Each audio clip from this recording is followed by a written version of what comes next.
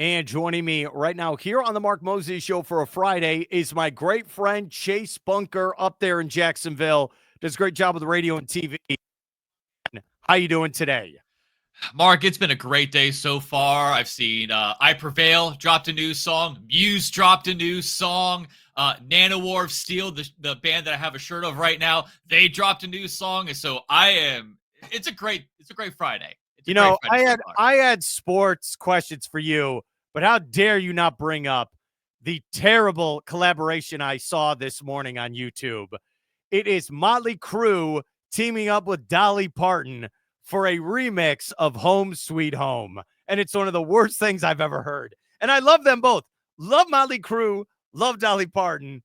No, seriously, the look on your face says it all. Okay? Says it all. It sounds like a karaoke version that she just sang over. It was to raise money for charity. I don't know if that's going to help anyone. I think that might Oh. just do the opposite. I think that just if that was to raise money to save kids' lives, I think a whole bunch of kids died because of that. It lost money for charity. Have you heard? Speaking of Dolly Parton, someone made I think it's the channel There I Ruined It, and they did Dolly Parton's Jolene, but mixed it with the lyrics of Duality by Slipknot. What? And so they have AI Dolly Parton singing Slipknot. It works. It somehow works. It's so bizarre. And I think that was substantially better than what you just described to me. There are other songs I'd rather have Dolly Parton sing than Home Sweet Home, like a Dr. Feelgood or a Wild Side. There's many songs. Hey, she's in the Rock and Roll Hall of Fame. Yes. This lady's the GOAT. She is. I don't know what they were thinking. Could you imagine if she sang Girls, Girls, Girls? Oh, man, I would pay for that. That would be good. Could you imagine you're at Welcome to Rockville, something you and me reviewed last month? Yes. So Motley Crue's out there. She's like, we have this special guest we're bringing out, and it was Dolly bleeping Parton. Could you imagine that? Hell yeah, that'd be awesome. That would have beaten Shinedown bringing out Leonard Skinner. Like that would have 100% just topped that. What would have been worse is okay, if she covered that song or if she covered the newer Motley Crue, If I Die Tomorrow from 2005. So not even a very relevant Motley Crue, just a very obscure cover. She should cover the worst Motley Crue song ever created. And it's also one of the worst songs ever created. And it was written by Tommy Lee and performed by Tommy Lee. I'm a big fan of his. But there was a song called Brandon, and it's about the birth of his son. And the mother of this child is Pamela Anderson. It is one of the worst songs I've ever heard in the history of my life. And I feel bad for this child, who's now probably 28, 29 years old.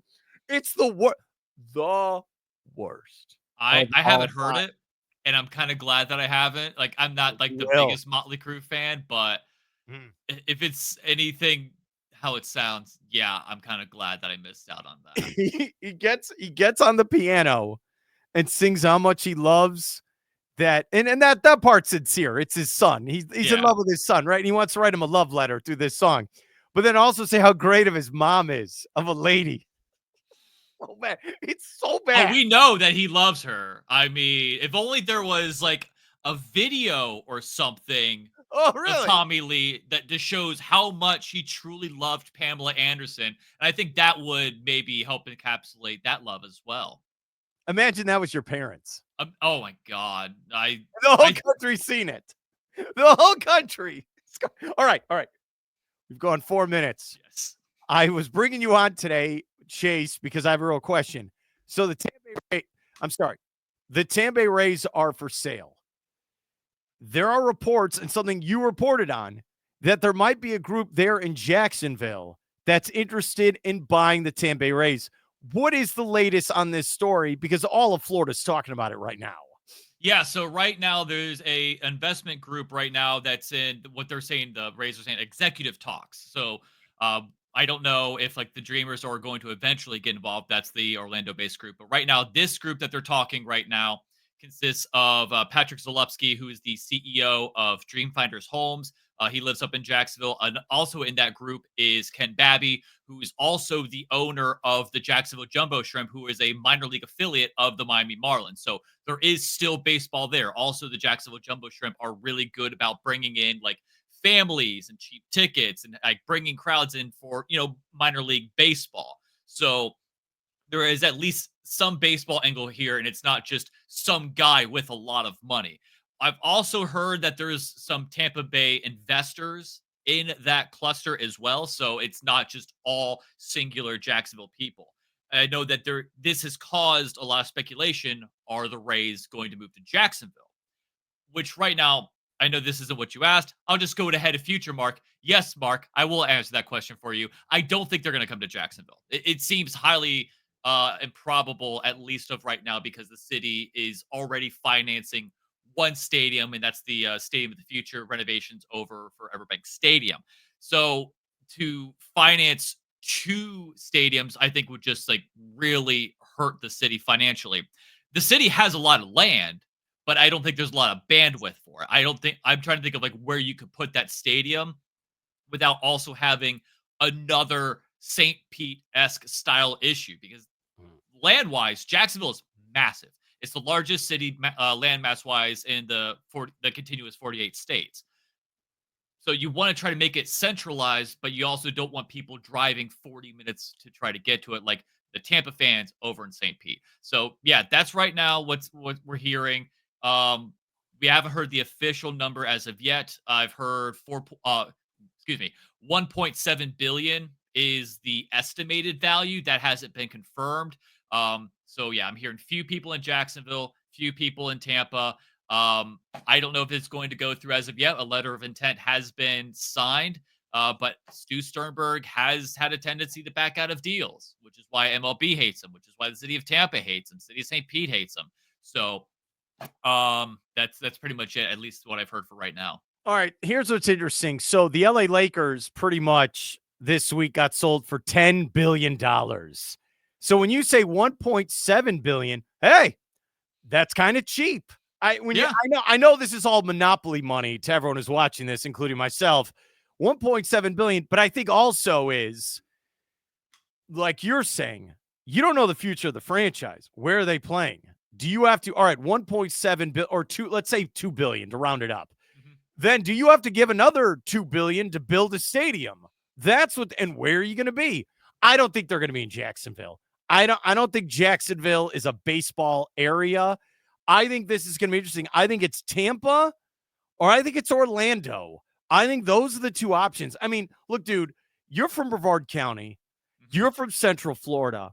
What are your thoughts on the Rays over the last 25 years or so, and that there's this possibility of someone could actually buy the team and do something with them finally? Yes. By the way, speaking of Brevard County, let's shout out the Brevard Manatees, RIP, always in our hearts, that minor league team. Anyway, you mean that's right yes, here? Yes. Right. Oh, you got the red one. You don't have the old when they were a Miami Marlins affiliate or a Florida Marlins affiliate. I don't know if you have that. Yeah.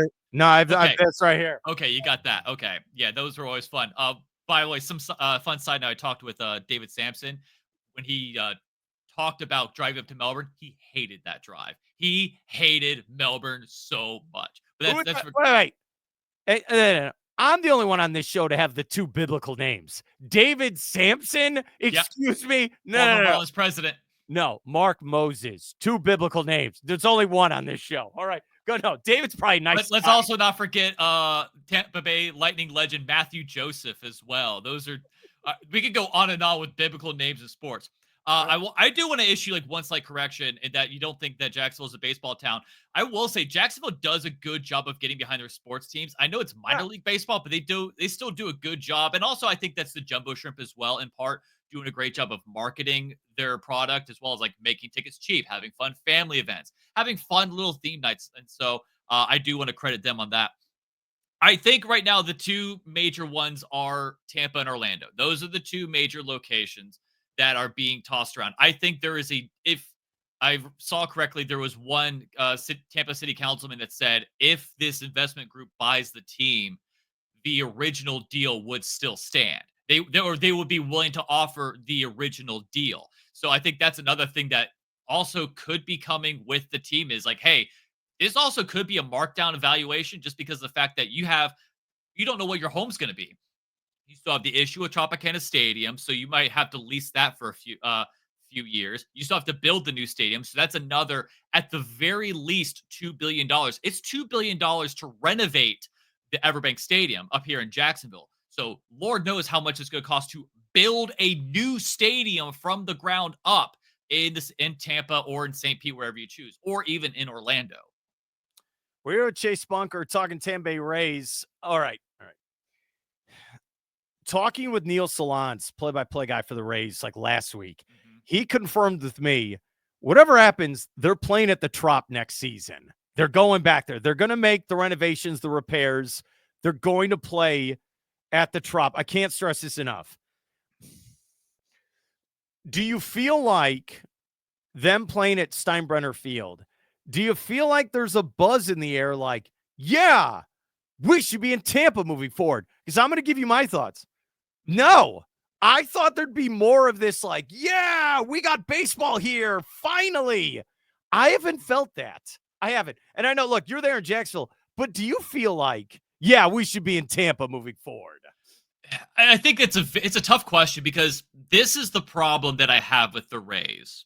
And it's the fact that when I look at ticket prices, they're still, for like the worst seats, over like $130, which I think is ludicrous because the fact that it's at Steinbrenner Field, it is incredibly hot. Even for like the Miami Marlins, Tampa Bay Rays series, there was still over $100. And I get that they're trying to get back money, but like, I think there's also, because of the financial, situation that the whole country is facing, that some people are having to sacrifice, hey, I can't go to sporting events as much.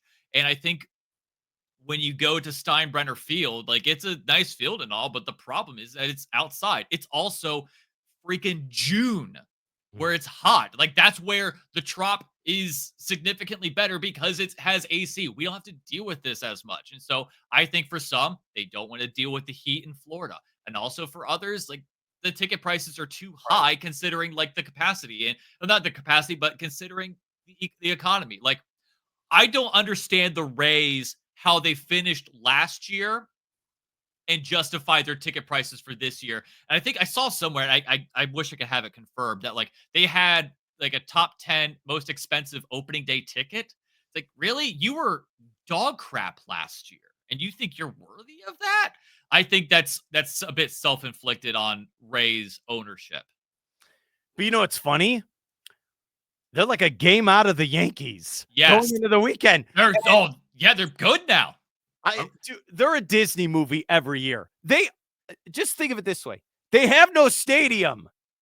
So the team they're fighting for the division this summer, they're renting out. They gave them $10 million to be in their minor league stadium, and they might beat them for the division. Yes. You can't name anyone on this team. They've won, 8, 9 in a row, whatever it is. And the other night, they were down 8-0 and won. Yeah, they've won 20 out of their last 27. They're not a Disney movie. They are a 1993 animated movie with dinosaurs. You know what they are? We're back! A Dinosaur Story. That is a very obscure reference that only me and you and maybe a handful of people can remember.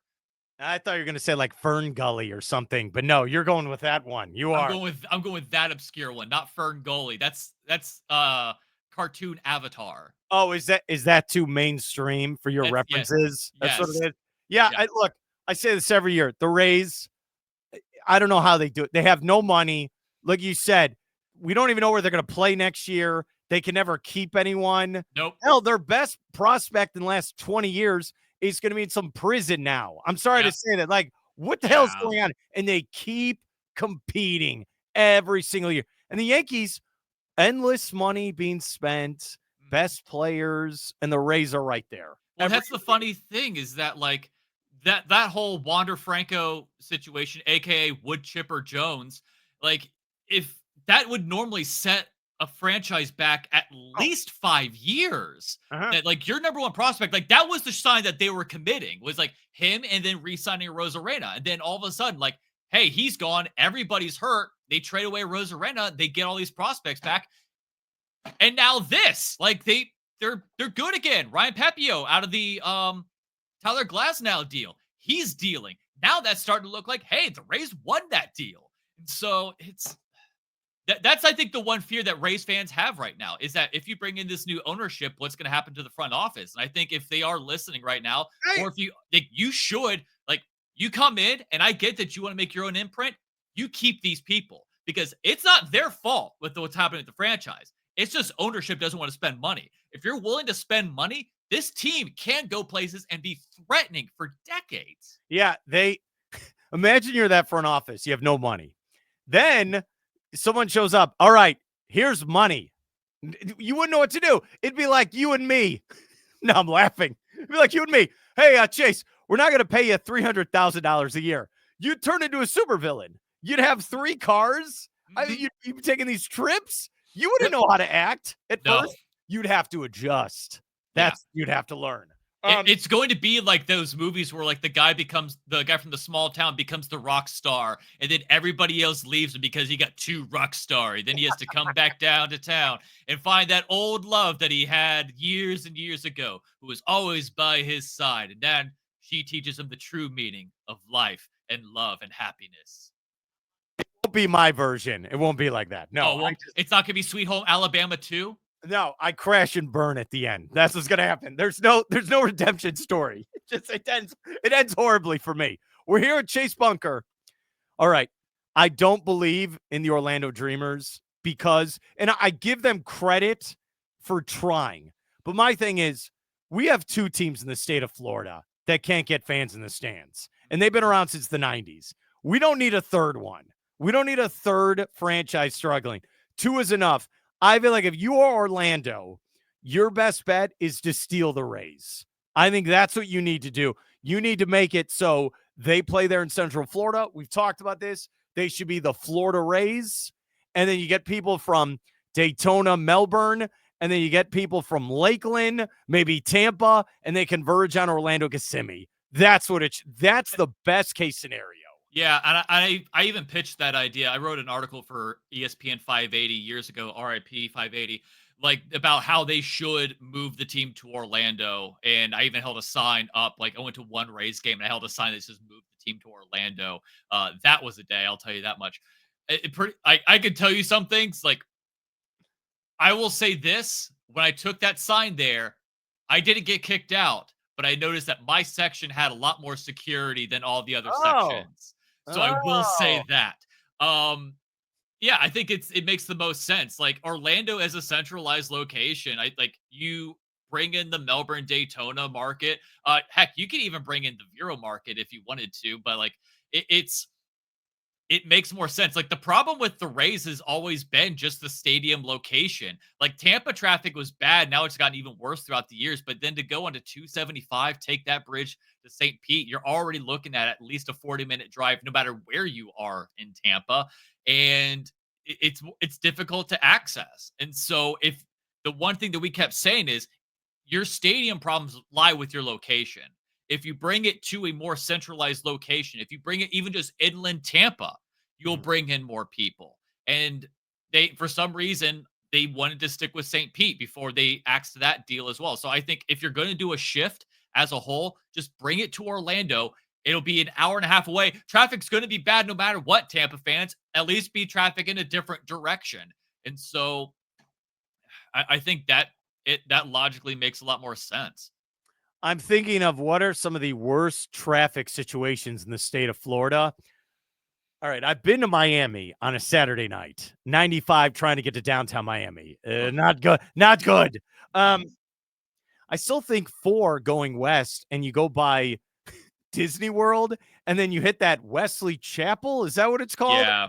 I don't know what the hell that is. I don't understand because once I get to Tampa, I really don't have a problem getting around. Well, I don't.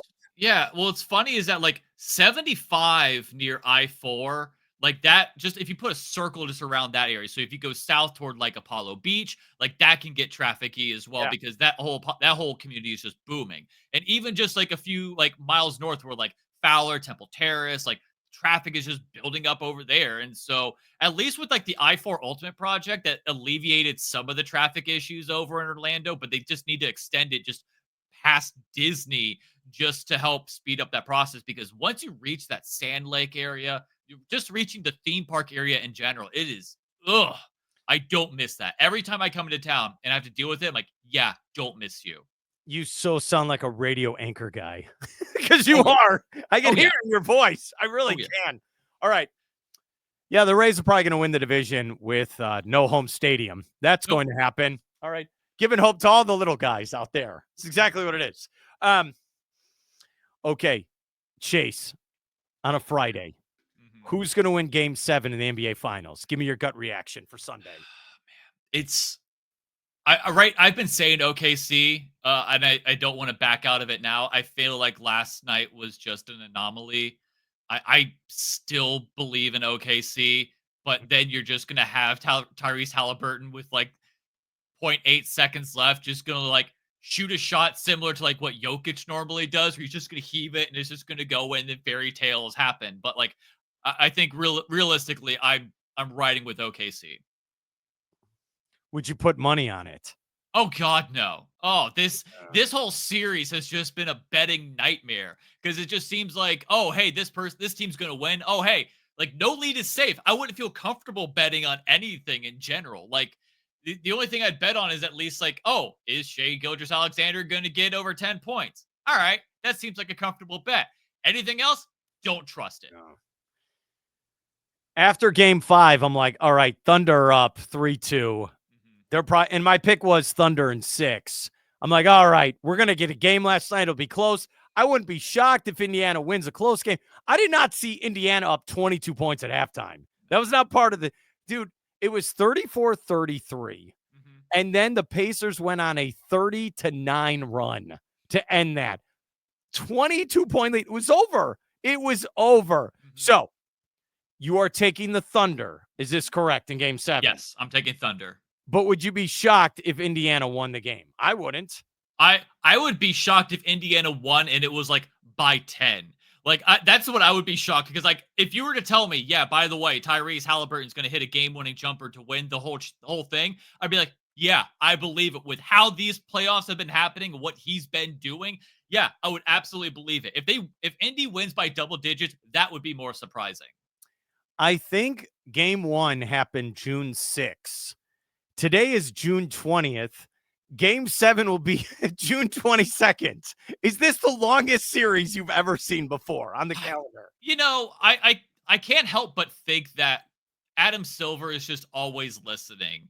Just because it's like, hey, we complained about the decals not being on the floor. Then they put the decals like digitally altered on there. I remember Aaron Gordon saying, hey, these playoff games are really too close together. It doesn't give us a lot of rest. And I think that's what he's doing. Like he kind of listened to that and go, okay, I think for my finals product, I want them to be rested and I don't want them to be tired. And so if that's the case, then yeah, I'm kind of down for that. However, I thought that there were a lot of opportunities that were missed. Like a Father's Day game, I thought would have been perfect. Like weekend games, I feel like there's an opportunity there. Like if it's a Wednesday night, okay, I don't care. Like I don't care if you even go like the basketball route or it could be the football route where it's like, hey, we're going to have a game on a Friday night. We're going to have a game on a Sunday night. And then we're going to have like a long break in between to help them stay rested. You know what? That's fine too, considering that's practically what we're doing. But there's a lot of missed opportunities here. Look, are you more excited about Desmond Bane on the Magic? Is that what this is really about? Come on. Oh, thank you. I've been waiting for this. Oh, man. Happy Father's Day to me. And I'm not even a father, but whew, man, what a trade. I'm excited for next season. That was, I know that a lot of people are going to be shell shocked by that because they're just going to hear 4 first-round picks. First off, I think it's a great deal. Like, if you break down the analysis of it all, it's a superb deal. Like, yeah, you have 4 first-round picks. Okay, so they lose the 16th pick this year. Well, they still have Denver's 25. You lose the Phoenix pick. That one stings. You still have your pick in 2026. You lose 28 and 30, but the thing is, all of our draft picks now are struggling to get into the rotation. We had Jet Howard in the G League for most of the season last year. And we had Tristan da Silva as well, like struggling to get minutes. The only time he got minutes was when Franz Wagner got hurt. And so what's the point of drafting people if they're not even going to play? Like, we have our bench rotation.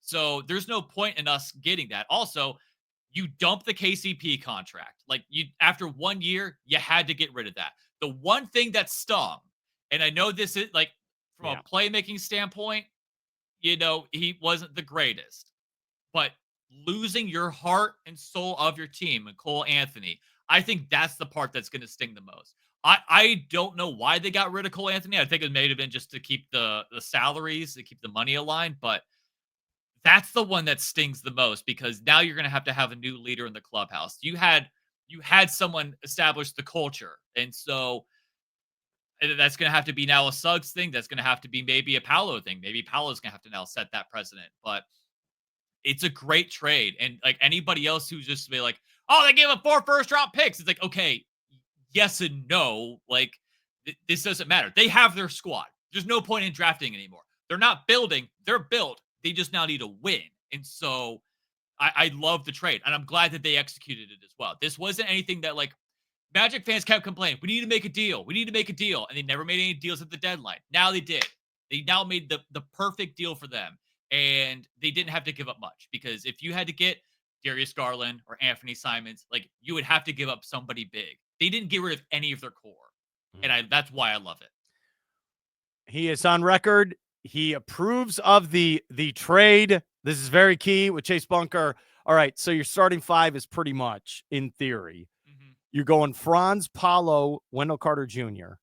Then your backcourt is Bane and Suggs, in theory. So your third guard is Anthony Black entering year 3. We'll see with Mo Wagner. They'll probably bring him back. They declined the offer. They'll look. Franz is going to be like, you're bringing back my brother. That's what I meant. I get no, there's no hesitation. So you got that. The question is, do you pick up another guard? I think you might, like, because Cole Anthony was kind of your 6th man and give you the spark off the bench to give you some scoring. So is that Anthony Black? Is that someone else? I don't think they're done. I think they're going to make another move here. Not to the extent of giving up 4 picks after a while, but I don't think they're finished. No. I think there's another move here we're not seeing.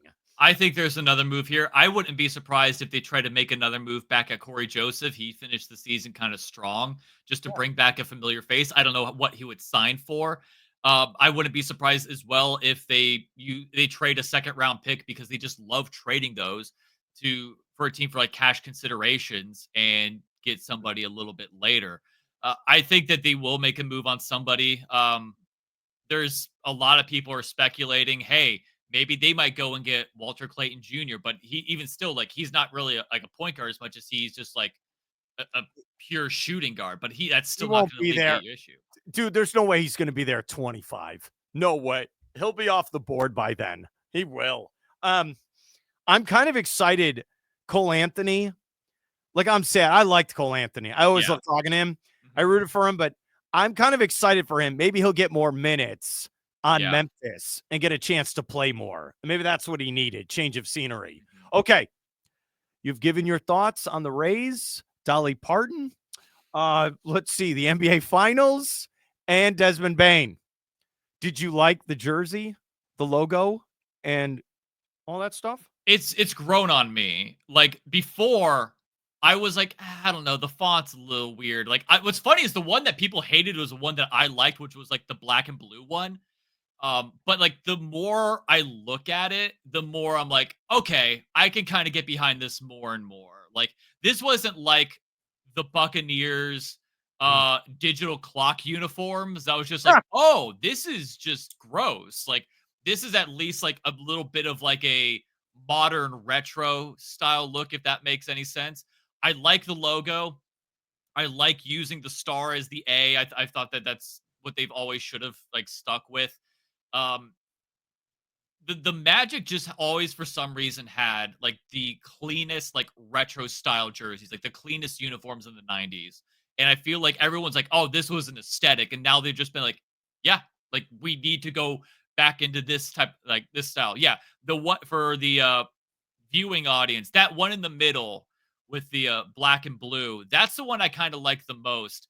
I think the white one is my second favorite. The blue one, where it just says Orlando, I don't know, the font, the numbers on the font. That I think the number font is the one that kind of gets me a little bit. Um, and maybe that could be cleaned up just a tad, but I still think it's a good look. Like I'm glad that they're shifting into this, like they did with the song. They brought the song back. Like they're bringing back like the classics and like the aesthetic essentially of what the Magic truly are. I think you have to bring the 69 boys to the table as well. I think the 69 boys need to show up with the Tootsie Roll where they, because that, look, I don't think people understand. I don't think like the younger generation understands when that would play on MTV in the mid 90s. And those guys are at the party in the music video and they're all wearing Orlando Magic jersey and shorts. And they had Nick Anderson, Shaq, and Penny. That was a big deal when they were wearing it. It was a big deal. Well, here's the funny thing. Like, so I don't remember the music video when it came out. I just remember going cosmic bowling at that bowling alley on Derry Road, which I don't know if that still exists or not.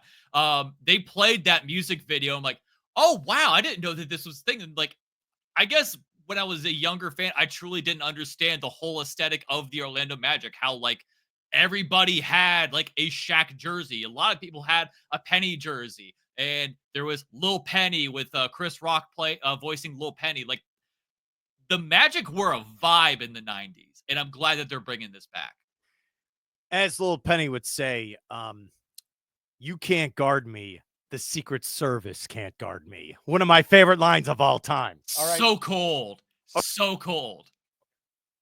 Are you going to buy a Nintendo Switch too? Not right now. We've talked about it a bit on that game show, where we just said right now what's out is Super Mario Kart World, and that's about it. Like if you are a diehard Nintendo person, so which means you've never played like Cyberpunk 2077, you never got to play Elden Ring and all those, then yeah, that's a good console for you. But if you are a multi-console person like you and I, we've played those. So right now, what's the game that's worth playing? It's Mario Kart World, which I hear is fun. And also I heard that the upgrade for Legend of Zelda, Tears of the Kingdom, and Breath of the Wild is also phenomenal. But right now it's not worth it. Now, when Donkey Kong Bonanza comes out, then that might be satisfying that itch a little bit. Then all bets are off. Wait, I'm trying to do something for you. I'm trying to look cool. Do I have it? Oh, I thought I could look cool and play it for you. Wait. I think I can do this. Can I multitask on my own show? Let's see. Can you do it? Okay, wait. I'm trying to find something. I'm trying to look cool for you. Let me see if I can. I thought I had it. Wow. All right, here we go. I'm going to show you something really crazy. Okay. All right. You're like, oh, man, you could play Mario Kart. Oh, like, well, I can play Mario Kart on my phone right now if you want. Okay. Right. So there you go. Ooh. Look at that. Look at that, baby, on my iPhone. But how did Mark? Mario Kart to Super Circuit. Yahoo! Yeah. How did Mark do that? It's magic. All right.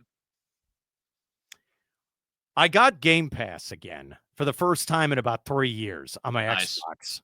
Dude, that thing's incredible because you could do cloud gaming on there. Like some of the older games, cloud gaming, you don't even have to download the game. It just, oh, you want to play now? Click. I have the cheap internet as well at my house, and it still works great. Dude, I was playing Madden 25 on my Xbox. Don't own the game. It's not downloaded to my system. I hit cloud gaming, and all of a sudden, I'm playing Madden 25. Like that. That's why I'm excited. Forget the Switch 2. I want to see the price of that Xbox handheld that they're going to come out with. I want to see the price on that, and I want to see the performance on that, and that got me excited. Yeah, I've said it before, my Black Friday special, like it's hard to buy gifts for the Xbox fan just because like just get them a year of Game Pass. Like Game Pass is like far and away the best deal in gaming. Like it also allows you to try games that you probably wouldn't want to spend money on. So like when I had a free trial, I used it to play Atomic Heart, which is largely mid. We kind of go into a more adult version of that later on that game show. I have a clip there, and I tried High on Life, and so like that was a lot of fun. But then Justin Roiland had his little scandal. I'm like, well, don't think he's getting money, so I'll just play this on Game Pass instead. And so like you've seen a lot of these games come out, like FBC Firebreak, which is a first person like a co-op shooter set in the Control universe, and that's now on Game Pass. And so it's I feel like for multiplayer games, it's fantastic because you don't have to just invest a lot of money. I think just for any game as well. Like you don't have to invest a lot. You could try out more obscure titles. It's perfect.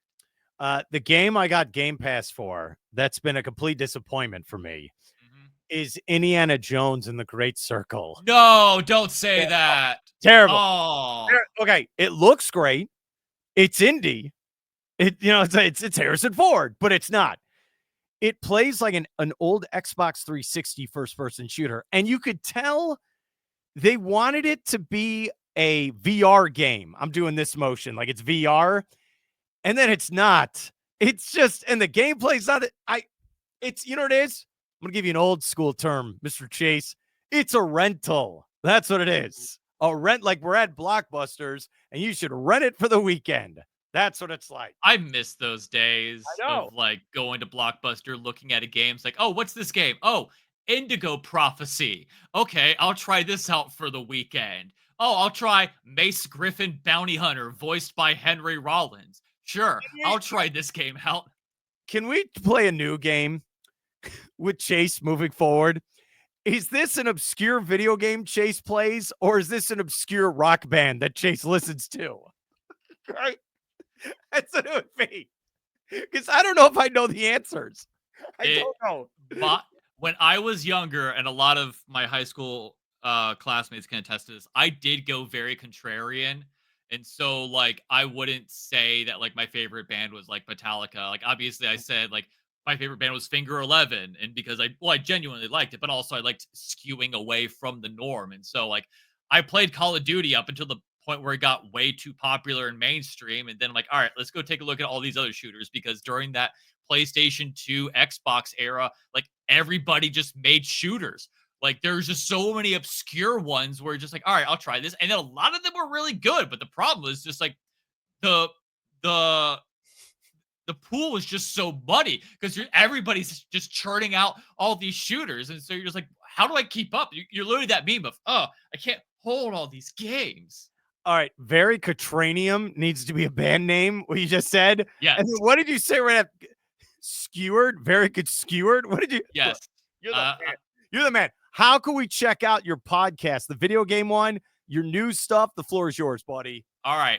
You can go check out the gaming podcast, That Game Show, youtube.com/That Game Show. You can also search it in iTunes and Spotify. You can find some of my interviews over at WOKV.com, where I recently talked with Nancy Wilson of Heart, fresh off of getting her guitar back after it was recently stolen. Also spoke with Jamie Lasso, who is a stand-up comedian, frequent regular on the show Gutfeld over on Fox News. And also you can find Bunkers Burning Hot Take, my sports podcast, at Bunkers Burning Hot Take on iTunes and Spotify. All right, here's the bonus, since you said that about her guitar. Yes. So my coworker borrowed a copy of Jurassic Park, the book, from me. And she's like, I want to read that book. I said, okay. And she was telling me also she's in book club. So I believe this woman will read books. Mm-hmm. It's been about 6 months. She hasn't finished the book. I want the book back. Am I allowed to go get the book back? I want to be a good friend. I want my book back. Is that wrong? No, I think you're perfectly right. Because like, here's the thing, like if you borrow something, the initial reaction is you're going to use it immediately. Like if I was to borrow a game from you, it's because I want to play it immediately. It's not because I just want to hold it in my collection to look at it. So I don't know what's the point of borrowing a book and then just not read it for 6 months. It's like a possession thing. Exactly. I own this over Mark. This gets me very angry. That's my book. Yes. Right? Yes. And you know what? I got it as a gift. Mm-hmm. And I read it right away. See, I'm a better person. That's what. Yes. Okay. Chase Bunker, thank you for solidifying that answer for me on video. Bro, I appreciate that. It's what I do. Have a great weekend. I'll talk to you later. All right. Thanks for having me on as always, Mark.